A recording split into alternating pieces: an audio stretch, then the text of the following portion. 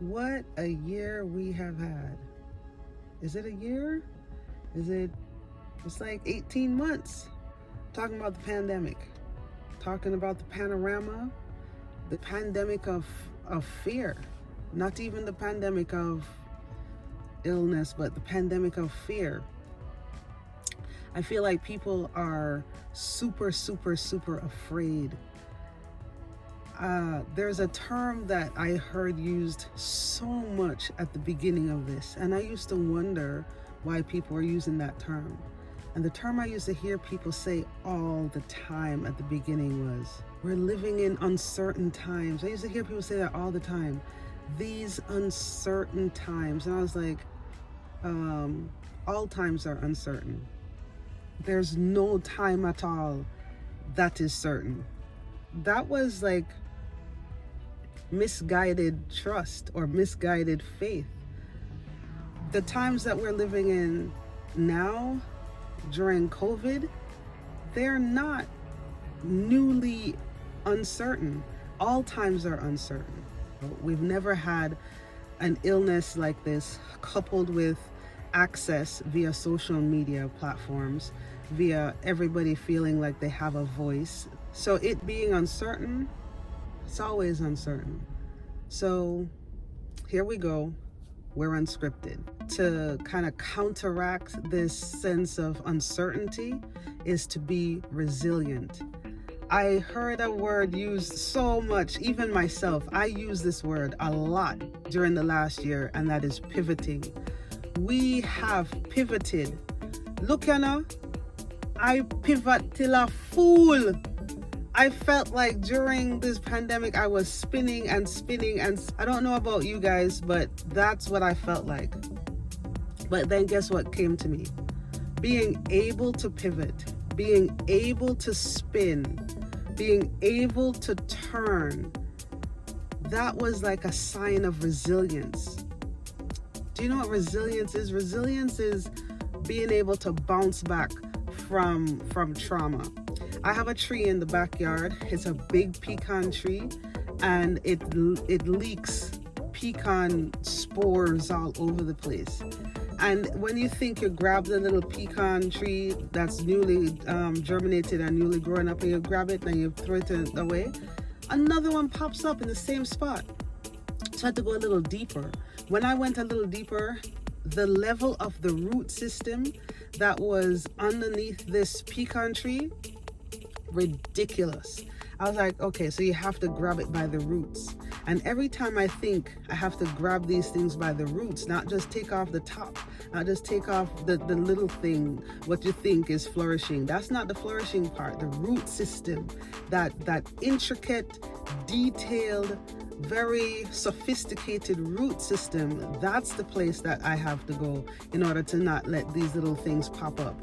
So I was like, this tree, this system is resilient. This thing is coming up no matter what.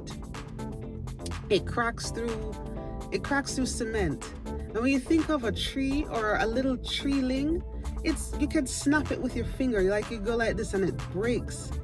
But it breaks through rocks.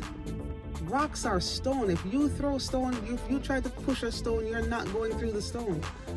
But these trees can grow through the stones.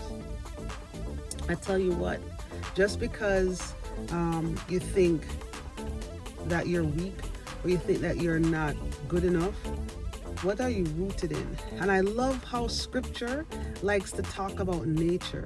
Scripture talks about being rooted. Scripture talks about being planted somewhere. That tree is not stopping. Nothing is stopping that tree. Even when you try to cut it down, new leaves grow back. Mrs. Kev on Stage and Kev on Stage, they have a podcast called The Love Hour.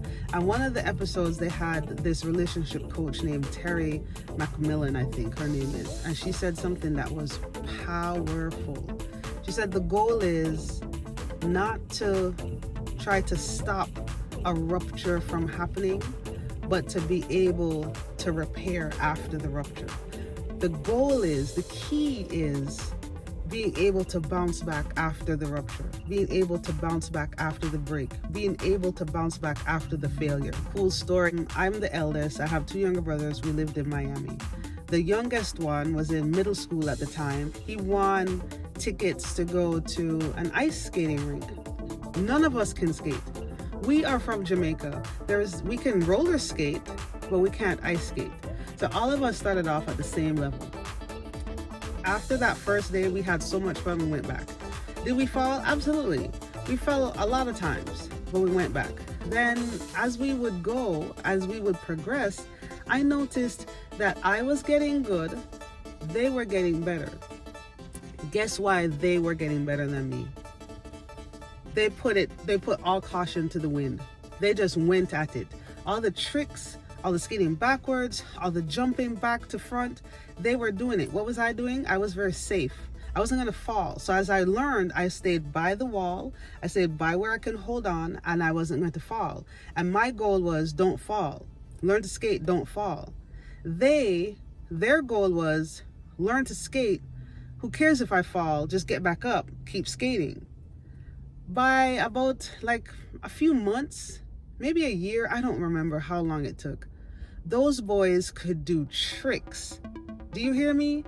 They were able to go from the figure skates that have the toe pick on the front that can be like brakes and stop you and stuff, and they went to hockey skates that had no toe pick, no brakes, and they would like, I don't know what it's called when you like you skirt the ice to stop. They could drop down on one knee, come back up, bounce around. They stopped falling. They did not fall. And they could do way more on the skates than I could. You know why? They didn't care about falling. They didn't care if they fell. They weren't embarrassed by it. It was just part of the thing that they were going through. My encouragement for you today, don't be afraid to fall. After you fall, just get up and keep going. Be resilient. Learn to pivot. Be blessed.